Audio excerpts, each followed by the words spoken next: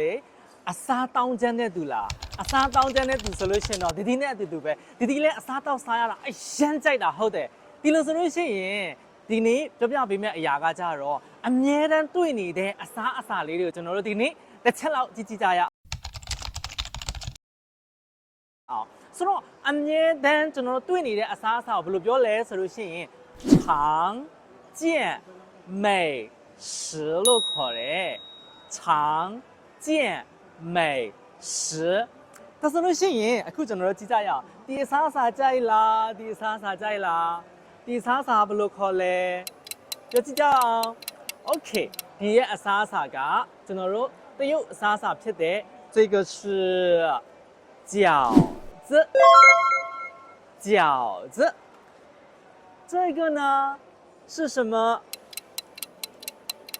披萨披萨这是什么意大利面意大利面意大利烤碎这是什么汉堡包汉堡လို့လည်းခေါ်တယ်汉堡包လို့လည်းခေါ်တယ် Okay ဒါဘယ်သူသိလဲအဲ့ဒါဘယ်သူသိလဲဒါသိတဲ့သူကိုကျွန်တော်ကို comment မှာရေးခဲ့ပေးပါနော်အဲ့ဒါသိပြီဆိုလို့ရှိရင်တော့အရန်တော်တဲ့သူပဲဒါဆိုလို့ရှိရင် comment မှာပြန်ပြီးမှမှန်ခဲ့ပေးပါဘယ်နှစ်ယောက်လောက်သိလဲဆိုတဲ့ဟာတွေဆိုတော့ဒီရဲ့အစားအစာကို